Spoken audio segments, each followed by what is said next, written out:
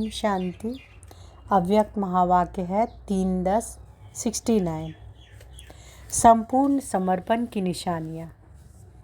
किसको देखते हो? कौन किसको देख रहे हो? 2-3 ने अपना अपना विचार सुनाया। आज बाप दादा अपने पूर्ण परमाणु को देख रहे हैं, क्योंकि कहाँ तक परवाने बने हैं वो देखने आए हैं। वैसे तो परवाने शमा के पास जाते हैं, लेकिन यहाँ तो क्षमा भी परवाने से मिलती है। आपको मालूम है जो संपूर्ण परवाने होते हैं उनके लक्षण क्या हैं और परख क्या है? हर एक ने सुनाया।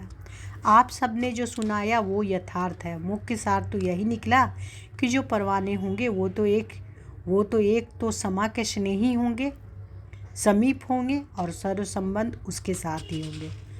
तो मुख्य सार क्या निकला? बाबा क्या बोलते हैं कि जो परवाने होंगे वो एक तो क्षमा के स्नेही होंगे, समीप होंगे और सर्व संबंध उसके साथ ही होंगे। तो सर्व संबंध, स्नेही, समीप और साहस जो संपूर्ण परवाने होते हैं उनमें यह चारों ही बातें देखने में आती है। तो आप सबको यहाँ भट्टी में किस लिए बुलाया है? जो यह 4 बातें सुनाई हैं वो चारों ही बातें अपने संपूर्ण परसेंटेज में धारण करनी है। 1% भी कम ना होना चाहिए।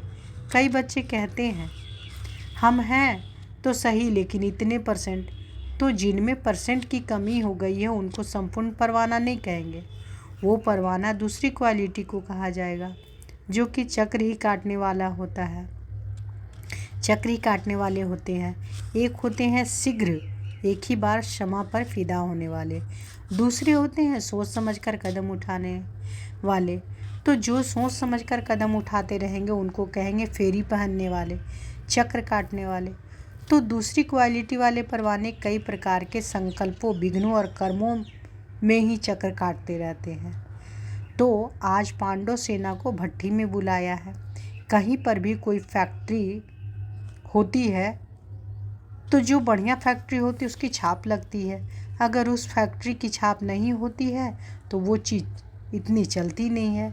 इस रीति आप भी जो भट्टी में आए हो तो यहाँ भी छाप लगाने के लिए आए हो। ट्रेडमार्क होता है ना। आप फिर कौन सी छाप लगवाने लिए आए हो? संपूर्ण सरेंडर या संपूर्ण समर्पण का छापा अगर नहीं लगा तो मालूम है क्या होगा? तो बाबा क्या कह रहे हैं कि यहाँ छाप लगाने के लिए आए हो तो ट्रेडमार्क होता है ना। तो आप फिर कौन सी छाप लगवाने के लिए आए हो? संपूर्ण सरेंडर या संपूर्ण समर्पण का छापा अगर नहीं लगा तो मालूम है क्या होगा?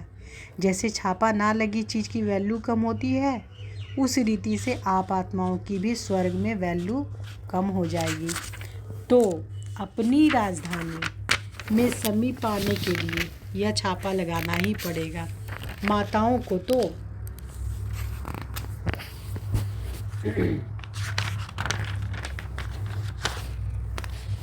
को तो नष्टो मोहा का मंत्र मिला है और पांडव सेना को संपूर्ण समर्पण का। पांडवों का ही गायन है, गल कर खत्म हो गया। पहाड़ों पर नहीं, लेकिन ऊंची स्थिति में गल गए। नीचाई से बिल्कुल ऊपर जो अव्यक्त स्थिति है उसमें गल गए, अर्थात उस अव्यक्त स्थिति में संपूर्णता को प्राप्त हुए। यह पांडवों का यादगार भी है। उस यादगार की याद दिलाने और प्रैक्टिकल में लाने लिए भट्टी मिली है। संपूर्ण समर्पण किसको कहा जाता है? जो संपूर्ण समर्पण अर्थात तन, मन, धन और संबंध, समय सब में अर्पण। अगर मन को समर्पण कर दिया तो मन को बिना श्रीमत के यूज नहीं कर सकते। धन को श्रीमत से यूज करना है तो सहज है, तन को भी यूज करना सहज है, लेकिन मन सिवाय श्रीमत के एक भी संकल्प उत्पन्न नहीं करे। इस स्थिति को कहा जाता है संपूर्ण समर्पण। इसलिए ही मन मनाभाव का मुख्य मंत्र है। अगर मन संपूर्ण समर्पण है तो तन, मन, धन, समय, संबंध शीघ्र ही उस तरफ लग जाते हैं। तो मुख्य बात ही है मन को समर्पण करना, अर्थात व्यर्थ संकल्प, विकल्पों को समर्पण करना। वो ही परख है संपूर्ण परवाने की। संपूर्ण समर्पण वालों को मन में सिवाय उनके बाप दादा के गुण, कर्तव्य, संबंध के कुछ और सूझता ही नहीं। अब बताओ कि ऐसा लगाया हुआ है? जैसे आजकल के ज़माने में आप लोग जब दफ्तरों में काम करते हो तो कभी कभी दफ्तर की जो चीज़ें होती हैं वो अपने काम में लगा देते हो। इस रीति जो आपने समर्पण कर दिया तो वह आपकी चीज़ नहीं रही, जिसको दिया उनकी हुई।